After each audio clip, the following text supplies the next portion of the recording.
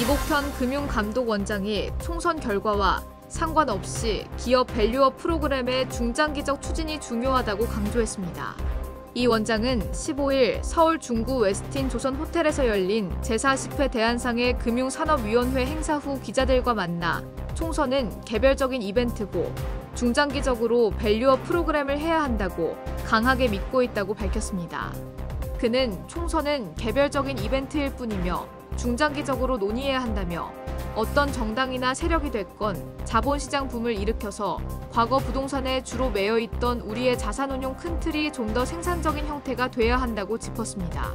이어 인수위 때도 그렇고 그 전 대선 때도 다양한 정당들이 자본시장 활성화와 관련된 의견을 냈고 지금도 많은 관심을 갖고 있다며 우리 자녀 세대의 자산 형성이라든가 노후 보장을 위해 굉장히 필요한 부분이라는 것들을 누구도 부정할 수 없기 때문에 이것을 발전적으로 만들자는 것에 대해서는 반대 안 할 거고 당국도 일관되게 말해왔다고 덧붙였습니다.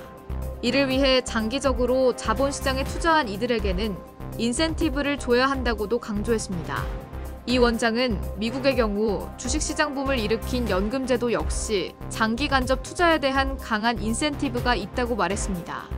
금융투자소득세 폐지에 대해서는 자산이 많은 사람에게 혜택을 더 주는 것에 대한 거부감이 있다는 것은 이해한다며 하지만 금투세가 최초 논의될 때와 지금 부과 대상이 어떻게 되는지, 전체 코스피 지수와 주가에 어떤 영향이 있는지 등 다양한 의견이 있다는 의견을 밝혔습니다. 이와 관련해 이달 말 개인 투자자들과 금융투자소득세 폐지, 공매도 재개 등을 논의하는 간담회를 준비 중이라는 것도 밝혔습니다.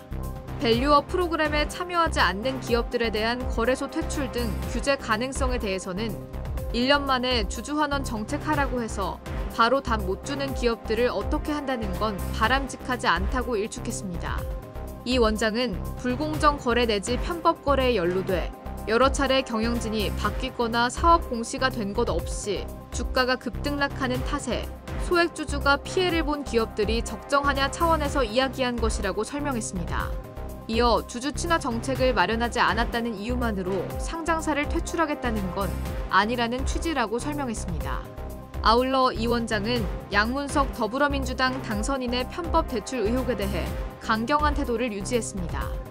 그는 지난 몇 년간 규제 정책들이 재산권 침해 수준에 준할 정도였던 와중에 그것들을 우회하거나 뛰어넘으면서 불법적 방법으로 자산을 취득한 건 지위고하를 막론하고 책임이 있다면 책임져야 한다고 강조했습니다.